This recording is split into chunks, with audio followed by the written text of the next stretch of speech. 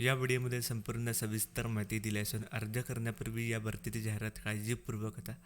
या भरतीशी संबंधित अधिक माहिती करता नोटिफिकेशनची लिंक दिली आहे आणि जॉब अपडेट मिळवण्यासाठी टेलिग्राम चॅनलला जॉईन करा, जेणेकरून सर्व डेली जॉब अपडेट मिळत राहतील.